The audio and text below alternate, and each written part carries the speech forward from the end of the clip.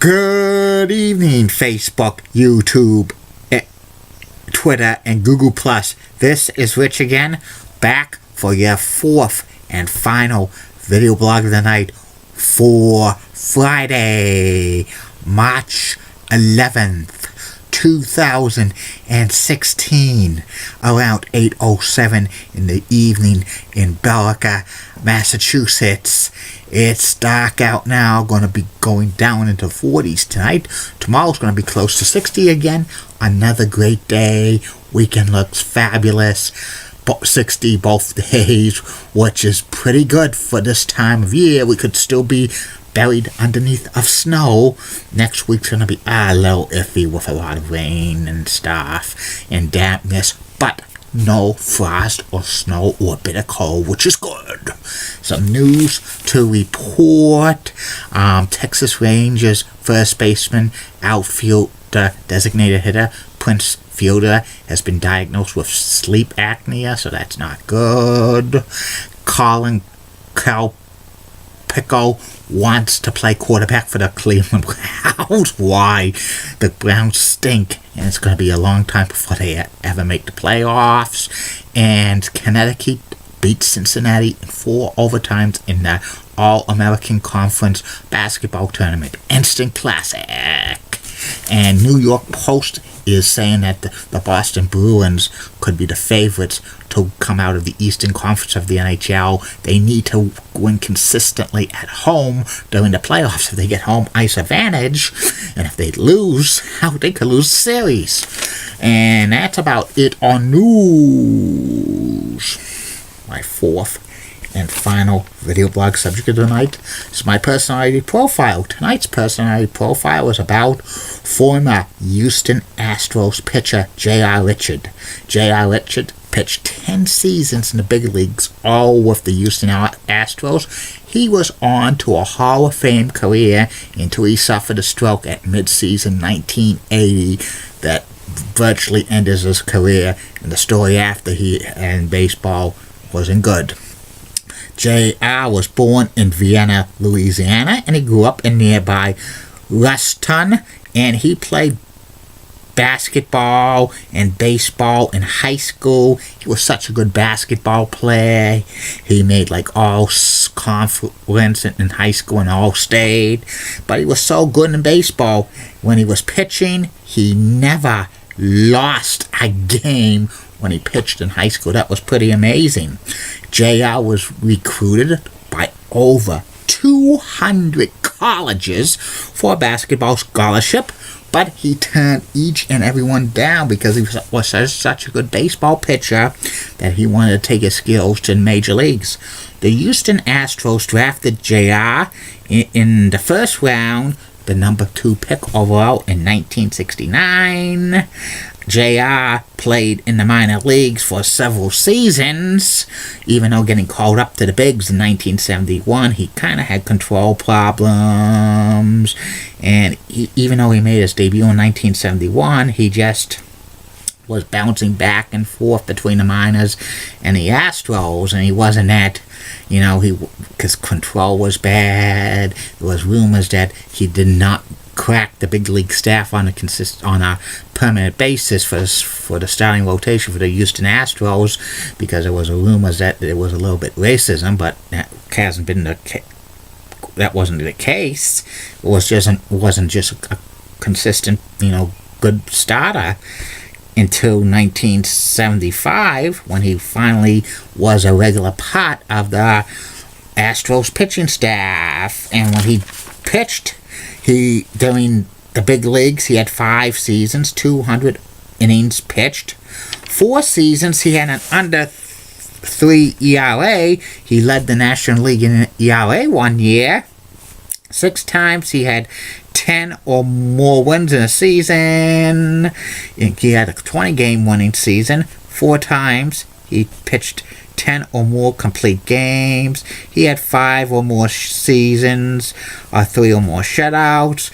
He was in the top 10 in starts, wins, ERA in the National League many times. He was a 2-time National League strikeout king, and he He even struck out 300 batters twice, and he had other 200 strikeout seasons. And he made the 1980 All-Star team for the National League, and he finished 3 times in the top 10 in Cy Young voting. JR's career ended in July of 1980 while he was warming up for the Astros because he had a kind of a bum shoulder. He noticed tightness. Next thing you know, he couldn't move, and JR suffered a stroke. It was a serious stroke. He tried to make a comeback in spring training a few times in 1981, 1982, and 1983, but he was never the same. He could not get it to full 100% to become a big league pitcher. The Astros released him in 1983. No other team would pick him up. So he ended his career with 107 wins, 71 losses, a 3.15 ERA, 1,493 strikeouts. He pitched 1,606 innings, 76 complete games, and 19 shutouts.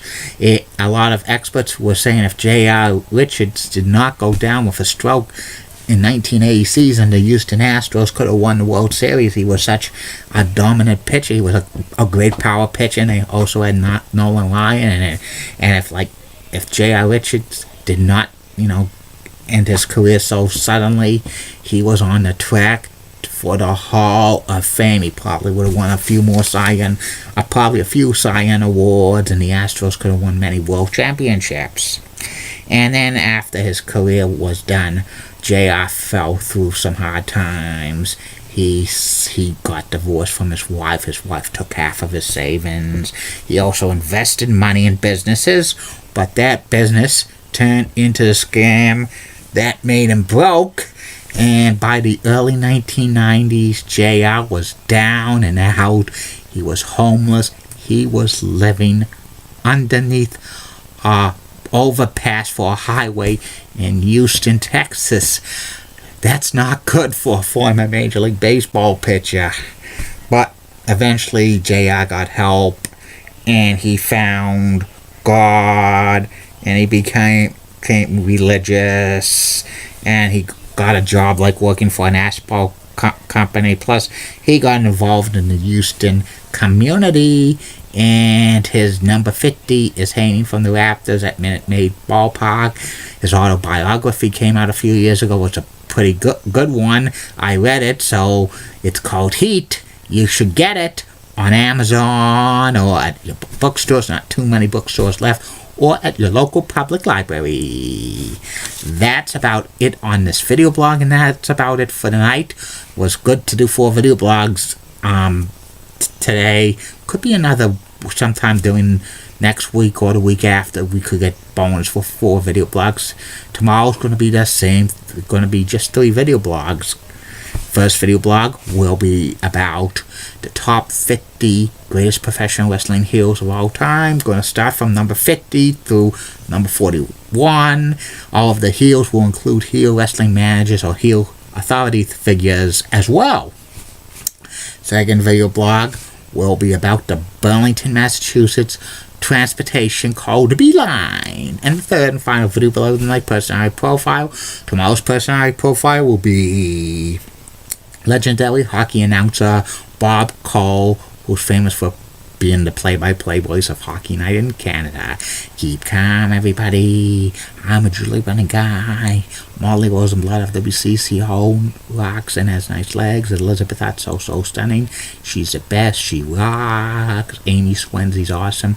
Julie Gower of Fox 25's the best. Daniel Gersh of WHDH Channel 7 probably has the nicest legs of any lady in Boston television. And in the words of Dr. Thomas Shockey, this action will not be tolerated at BMHS. Good night, everybody. See you tomorrow.